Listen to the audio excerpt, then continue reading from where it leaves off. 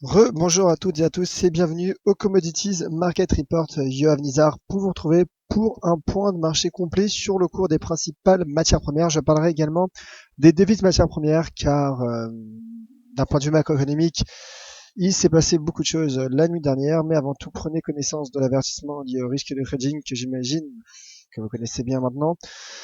Négocier sur marge sur le marché des devises ou via des produits CFD comporte un risque élevé et ne peut être recommandé à tout investisseur. FXIM et l'IFX ne pourront en aucun cas être tenus responsables de pertes ou dommages occasionnés incluant sans restriction des pertes ou manque à gagner qui pourraient découler directement ou indirectement de l'utilisation de ces informations. Voilà donc pour l'avertissement lié au risque de trading. Rebonjour mon cher Patrick. Rebonjour ma fidèle Kerzelan et merci Patrick qui me confirme que le son image fonctionne bien. Je vais donc pouvoir débuter ce tour d'horizon des principales matières premières par le cours de l'once d'or. Le cours de l'once d'or qui reste solide, qui reste bullish malgré un repli en début de séance. Un repli qui fait suite à une prise de bénéfices. Prise de bénéfices alors que l'once d'or est peut-être est la matière première, la principale gagnante, en tout cas au niveau des matières premières depuis le début de l'année 2016. L'once d'or qui, je le rappelle, a profité dans un premier temps d'un climat d'aversion pour le risque et profite maintenant de sa corrélation inverse avec le dollar, puisque le dollar est en difficulté en amont des publications attendues cette semaine aux États-Unis dès cet après-midi à 14h15 avec l'enquête ADP et le PMI d'ailleurs non manufacturier aux États-Unis. Et le cours de l'once d'or, donc léger repli, mais ça reste haussier. Ça reste haussier, le cours qui est soutenu par une ligne de tendance haussière, qui n'a pas atteint son objectif de rounding bottom et même de tasse avec anse, puisqu'il y a eu franchissement de cette ligne de coup à 1107 dollars. Et donc, toutefois, l'once d'or qui atteint notre objectif à 1130 dollars, donc j'en suis ravi. Je vise les 1150 dollars pour le cours de l'once d'or. Je suis aussi 1150 et peut-être même à long terme les 1170. Je pense que ce sont des niveaux que le marché pourrait atteindre. Ce sont des niveaux de résistance, des niveaux de support résistance qui servent à présent de résistance potentielle. Et donc, je suis haussier pour le cours de l'once d'or car on voit de manière générale, lorsqu'il y a eu un climat d'aversion pour le risque, des craintes, l'once d'or a progressé. Et lorsqu'il y a eu des discours accommodants, des discours de soutien de la part de banquiers centraux, le cours est resté fort. Le cours de l'once d'or est resté fort. Il reste là. Donc cela montre bien la volonté du marché, donc d'être haussier sur cet actif. Et je le rappelle que sur du moyen long terme, nous n'en avons pas fini a priori avec les craintes liées au ralentissement des économies émergentes, malgré le fait que ces craintes se sont atténuées notamment par les interventions de différentes banques centrales la semaine dernière. Mais je rappelle que le risque d'aversion pour le risque reste présent en 2016 sur les marchés. Et donc l'once d'or pourrait de nouveau profiter de ce climat donc et de ces fondamentaux. En tout cas, fondamentalement et techniquement, je suis aussi à court terme pour le cours de l'once d'or qui teste pour l'instant, qui se replie sur les 1130. Ce que je ferai, c'est que j'attendrai peut-être un repli et un niveau de support pour pouvoir repasser à l'achat sur le cours de l'once d'or. Mais en tout cas, je suis haussier. Un niveau à surveiller également à 1117, qui est un niveau finalement un niveau sur lequel le cours pourrait effectuer un pullback. Donc, pour le moment, haussier sur le cours de l'once d'or. D'ailleurs, l'indicateur de momentum RSI s'accélère un peu et tente de pénétrer en zone appelée de surachat. Le cours de l'argent qui reste solide au-dessus des 14 dollars et même au-dessus de ce seuil à 14,23, mais qui effectue tout de même qui effectue un triangle, et ce qui montre bien la décision de ce marché puisque l'argent a un double statut entre valeur refuge et valeur et métal industriel, et donc le marché se stabilise. Toutefois, mon billet est plutôt aussi également sur le cours de l'argent. Je privilégierai une sortie par le haut pour viser les 14,55, mais là en tout cas j'attendrai de me positionner. Techniquement, il y a un double support, la partie inférieure de ce triangle et le support à 14,23. Donc une sortie par le bas est certes possible, mais elle me paraît difficile. Donc billet plutôt haussier, mais j'attendrai l'éventuel breakout et la sortie par le haut pour pouvoir viser les 14,55, mais je reste haussier sur le cours du métal gris à court moyen terme. Le pétrole, à présent, le pétrole qui rebondit en début de séance, qui rebondit mais qui reste fragile. Alors en effet, le pétrole reste fragile. Pourquoi? Pour plusieurs raisons. Déjà des fondamentaux qui restent fragiles, des fondamentaux qui restent fragiles pour le cours du pétrole. Pourquoi? Alors la semaine dernière, le cours du pétrole profitait des discussions sur un éventuel accord, sur un seuil limite, un seuil plancher de production entre la Russie et certains pays membres de l'OPEP. On parlait d'une réduction de 5% de la production. Le marché semble être pessimiste concernant cet accord qui prend finalement qui a du mal à prendre forme. Mais ce qu'il faut également savoir pour le cours du pétrole, c'est qu'hier, il y a eu la publication des stocks de brut aux États-Unis, des stocks hebdomadaires. Alors non pas selon le département de l'énergie, donc selon l'agence d'information de l'énergie aux États-Unis, mais selon l'autre agence qui est l'API, donc l'agence Petroleum Institute, qui est donc la deuxième agence de statistiques pétrolières aux États-Unis et qui a indiqué la production de 3 800 000 barils la semaine dernière aux États-Unis. Et donc, ce qui a d'autant plus pénalisé le cours du pétrole. Également, hier, il y a eu le consensus de l'agence d'information de l'énergie, le consensus pour les stocks hebdomadaires qui est tombé. Et le consensus s'attend à 4 800 000 barils, donc un fort restockage hebdomadaire. Et donc, vous comprenez maintenant pourquoi hier, le cours est passé sous le seuil à 30 $. Alors, en effet, ce matin, le cours du pétrole profite notamment d'un effet de rachat de short, rachat de position vendeuse, puisqu'il repasse, au moment où je vous parle, au-dessus des 30 $.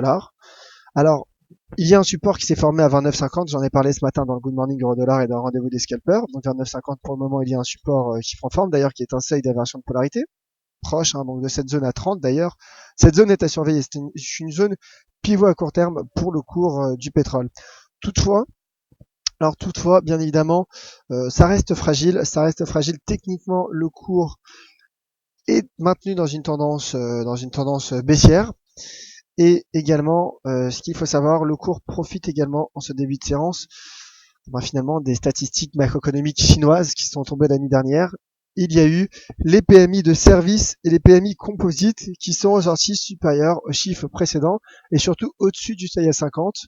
Le seuil à 50 qui sépare la zone de contraction de la zone d'expansion. Donc, cela profite a priori à la demande chinoise, en tout cas aux anticipations de demande chinoise, qui restent fragiles, ne l'oublions pas, puisque comme je le disais il y a quelques minutes, finalement la macroéconomie chinoise et les craintes ne sont pas dissipées, mais je dirais atténuées à court terme. La Chine d'ailleurs, je le rappelle, est le deuxième consommateur de pétrole au monde, et donc pour le moment, le cours du pétrole rebondit, effectue son rebond technique, et le cours en intraday qui est bullish, mais comme je le disais, c'est un retracement, et si l'on met un Fibonacci pour avoir plus de clarté, le cours teste les 23,6%, le seuil à 23,6% de retracement de Fibonacci à 30,55 $, ce qui montre bien que pour le moment il s'agit d'un retracement sur le cours du pétrole qui pourrait effectuer un pullback sur ce niveau pour repartir aller chercher les 29,50. Donc pour le moment, ça reste fragile. Si vous prenez une position sur le pétrole, j'invite à être prudent car à 16h30, il y aura donc la publication des stocks de brut et j'invite à la prudence car il s'agit là de la statistique la plus importante de la semaine concernant le cours du pétrole. Voilà donc pour le WTI, Lucas Oil également, donc qui rebondit, qui repasse au-dessus des 32,65. Ça reste fragile, mais on sent tout de même qu'un canal d'ailleurs, un canal commence à prendre forme. Donc un canal également à surveiller, qui pourrait être bon signe pour le pétrole à moyen terme. Il ne s'agit pas vraiment d'un canal, puisqu'il a été cassé par le bas hier. Il a été cassé en effectuant une sortie par le bas. Mais le cours se replie tout de même sur une résistance court terme, sur une résistance notamment en H4. Pour l'instant, teste donc cette résistance À surveiller donc ce niveau qui pourrait ramener le cours du Brent sur les 32,50. Le cuivre à présent, le cuivre, et ça c'est spécialement pour Kerzelen, puisque c'était la question de Kerzelen dans le Good Morning Euro-Dollar. Malheureusement, je n'avais pas le temps d'y répondre. Alors ma chère Kerzelen, écoutez, le cours du cuivre qui profite également de ces statistiques tombées la nuit dernière en Chine, de ces PMI, donc composites et PMI sur le secteur des services en Chine. Toutefois, le cuivre qui est fortement corrélé aux bourses chinoises et à l'économie chinoise a reçu quelques pressions, notamment de la clôture en baisse de la bourse chinoise la nuit dernière, et le cours teste un seuil important en daily, un seuil à 2,075. D'une part, je suis ravi que mon objectif ait été atteint, puisque comme je le disais hier, je jouais le trading range, donc entre les 2,04 et 2,075, avec bien évidemment le risque lorsque l'on joue ces stratégies de trading range, c'est qu'il y ait un breakout. Donc pour le moment, le cours teste la résistance à 2,075. Il a un upside, un potentiel de hausse donc jusqu'au 2,010. Mais avant de repasser à l'achat sur le cours du cuivre, j'attendrai ce breakout, ce franchissement des 2,075 qui pour l'instant n'a pas lieu. Donc si l'on joue le trading range, on privilégiera une stratégie de vente pour viser les 2,04 $ pour le cours du copper, pour le cours du cuivre. D'ailleurs, le copper, lorsqu'on voit le RSI, s'accélère également, et le RSI tente de franchir les 70, sans pour le moment parvenir à franchir cette borne donc qui l'emmènerait en territoire de surachat. Le cours du gaz naturel qui a fortement chuté hier, fortement baissé comme vous le voyez. Il y a eu la cassure, il y a eu la sortie par le bas de ce biseau ascendant et également la cassure donc de ce biseau ascendant, et donc le cours a fortement baissé avant de rebondir sur les 2 $, mais reste fragile puisque il y a l'apparition d'un drapeau. Je rappelle que le drapeau, techniquement, d'un point de vue chartiste, est une figure de continuation. Donc j'attendrai la sortie avant de me positionner, mais j'ai un biais plutôt baissier sur le cours du gaz naturel. Ce qui me fait tout de même douter, c'est ce seuil à 2 $. C'est un seuil majeur, un chiffre rond, un chiffre entier, 2 $. D'ailleurs, c'est le seuil sur lequel le cours a rebondi hier. Donc pour le moment, je resterai neutre sur le cours du gaz naturel, avec tout de même un sentiment, en tout cas un risque baissier, je dirais, pour le cours du gaz. En tout cas, je ne shorterai pas tant que le cours n'aura pas validé la cassure des 2 $. Hier, en effet, le cours du gaz est passé sous les 2 $, mais c'est tout de même ensuite rebondi. Et là, un drapeau semble avoir lieu, donc potentiel de baisse, mais j'attendrai la cassure des 2 $ éventuellement pour le cours du gaz naturel. Alors rapidement, le cours du palladium qui reste stable, qui reste neutre entre les 500 et 480. Donc comme je disais, sous les 500, je reste baissier, je reste neutre. En tout cas, je ne suis pas haussier tant que le cours ne parvient pas à franchir et à clôturer au-dessus de ce seuil, de cette résistance court terme à 503 $. Donc pour le moment, je ne me positionnerai pas car le cours se stabilise en plein milieu d'arrange entre les 480 et 500. Et que fait-on en plein milieu d'arrange? Comme je le disais hier, tout simplement rien. On attend. Le range de manière générale est une figure d'indécision. Donc là, le cours se situe en plein milieu de cette figure d'indécision. Donc le marché semble clairement indécis pour le palladium. Alors, ce que je ferai tout simplement, c'est que j'attendrai pour pourquoi pas shorter la résistance à 503 $ si le cours retrouve ce niveau. Toutefois, le RSI pourrait effectuer un pullback sur la borne 50, mais voilà, ça me paraît risqué. En tout cas, ce trade me paraît risqué. Comme je le disais, j'attendrai une direction claire, donc je shorterai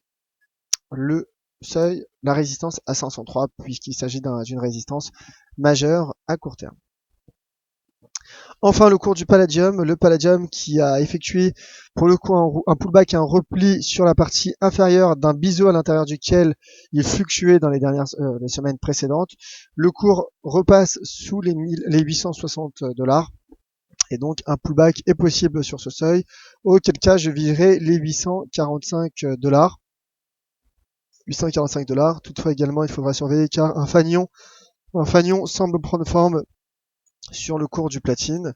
Et donc, une sortie par le haut me permettrait de viser les 885 $ pour cette matière première. Voilà donc pour le tour des principales matières premières. Avant de passer aux questions, un mot tout de même sur les paires de devises, les devises matières premières.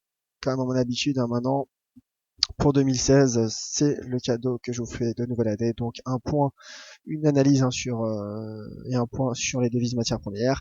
Le SD4 qui est logiquement baissier en ce début de séance puisque le cours du pétrole rebondit, donc le cours du dollar canadien se revigore. Toutefois, le cours semble se stabiliser à l'approche de ce seuil à 1,40 $, qui correspond également avec un niveau de support potentiel qui est la partie supérieure de ce canal descendant à l'intérieur duquel le cours fluctuait pendant de nombreuses séances.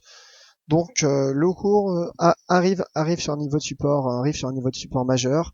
En cas de franchissement des 1,40, je passerai short. Toutefois, j'ai le sentiment que l'USD-CAD pourrait rebondir. J'ai le sentiment que l'USD-CAD pourrait effectuer un pullback et rebondir à court terme. Bien évidemment, il faudra être attentif aux publications des stocks de brut aux États-Unis, le cours qui pourrait se stabiliser jusqu'à 16h30. L'AUD USD qui est également baissier, mais qui teste les 0,7040. 0,7040. En intraday, toutefois, en tout cas à court terme, ça reste haussier pour le cours du dollar australien. Un pullback est possible sur ce niveau. Un pullback est possible. Toutefois, en effet, le cours s'est replié sous une résistance à 0,7061, ce qui explique donc cette bougie baissière en données horaires. Et enfin, le NZD USD qui est également bullish, suite à la publication des chiffres du marché de l'emploi en Nouvelle-Zélande la nuit dernière. Et donc, je suis à court terme haussier pour le NZD USD. Je suis donc haussier. Toutefois, le cours ne parvient pas à franchir les 0,66 $. Je pense que cela est possible. D'ailleurs, le RSI croise à la hausse la borne 70, donc ce qui peut être également considéré comme une accélération par le marché. Donc, biais plutôt haussier sur le NZD USD en intraday. D'ailleurs, pour être complet, après je passerai aux questions. Pour être complet donc sur le NZD, en tout cas sur ces matières premières, un mot sur le calendrier macroéconomique. Comme vous le voyez hier soir, le taux de chômage a fortement baissé en Nouvelle-Zélande puisqu'il est passé de 6% à 5,3% au quatrième trimestre. Et également le NFP entre guillemets, c'est un abus de langage, mais le NFP néo-zélandais. En tout cas, il y a eu 1,3% de création d'emplois au quatrième trimestre en données en glissement annuel en Nouvelle-Zélande, alors que le consensus s'attendait à 1,1% de création d'emplois. Et donc, comme je disais, les PMI chinois qui sont ressortis supérieurs aux chiffres précédents. De mauvaises statistiques en zone euro sur les PMI composites et de services qui viennent de tomber. Et donc cet après-midi, à 14h15, un Wall Street Insider spécial pour suivre l'enquête ADP. Et ce sera a priori avec Vincent Gann. Voilà donc pour le calendrier macroéconomique. Passons donc à présent aux questions de la part de visiteurs. Comment trouver le watermark? Écoutez, le watermark c'est simple. Vous allez sur le forum DailyFX, dailyfx.fr, et vous trouverez donc dans la sous-catégorie indicateurs, applications personnalisées, tout en bas du forum, et donc vous trouverez tous les indicateurs que l'on propose sur les plateformes de trading d'FXM, donc notamment la TS2. Et donc je vous invite à télécharger cet indicateur qui en effet est intéressant. Voilà mon cher visiteur. Question de la part de François à La Réunion. Bonjour Yaf, pouvez-vous faire un point sur le gaz? il semble qu'on ait un support à 2,05, rebond à venir. En effet, il y a eu un rebond sur le cours du gaz sur les 2 $. Toutefois, comme je disais, le cours rebondit donc, mais semble former un drapeau ascendant, donc qui indique un potentiel baissier, puisque le drapeau est une figure de continuation pour le cours du gaz naturel. Alors, comme je le disais, avant de passer à la vente sur le gaz naturel, j'attendrai une cassure du seuil à 2 $. D'une part, comme vous le dites, mon cher François, c'est un seuil important, puisque c'est un support au-dessus duquel, sur lequel le cours a rebondi hier soir, et également car il s'agit d'un seuil majeur, d'un seuil psychologiquement majeur, enfin psychologiquement important à 2 $. C'est un chiffre important. Donc j'aurai une opinion baissière, mais j'attendrai tout de même. J'attendrai la cassure, la sortie par le bas donc de ce drapeau, et également la cassure de ce seuil à 2 $. Voilà, mon cher François. Et donc, avant de vous quitter, un mot pour assurer le suivi du good morning euro-dollar et du rendez-vous des scalpers. Donc, un mot tout de même sur les indices. Et donc, le pullback à 4300 points sur le CAC 40 prend forme, le pullback dont je parlais tout à l'heure, et également le DAX qui repart à la baisse sous les 9500 points. Lucas 100 également, Lucas 100 que je suivais, qui est également baissier, mais qui ne parvient toujours pas à franchir ce support à 5874.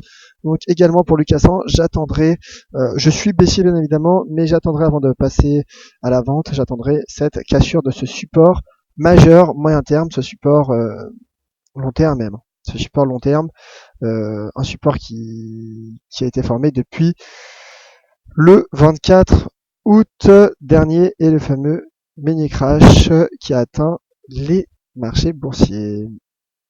Voilà donc pour ce point de 10h30 pour ce Commodities Market Report.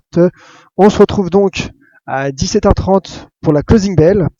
Et vous retrouverez dans quelques minutes le morning meeting avec Vincent Gann qui fait son retour pour une analyse complète sur les bourses et les forex. Vincent Gann donc revient pour vous et vous attend nombreux dans quelques minutes. Quant à moi, je vous attends également sur Twitter @yoavnizar pour tout simplement partager de nouvelles analyses avec vous et répondre à toutes vos questions. Merci à vous tous. Soyez prudents en amont de l'enquête ADP et du PMI non manufacturier. Et je vous attends donc tout à l'heure à 17h30 de vive voix sur dailyfx.fr. Merci à vous tous, c'était Yoav Nizar pour le Commodities Market Report. Très bonne journée et à tout à l'heure.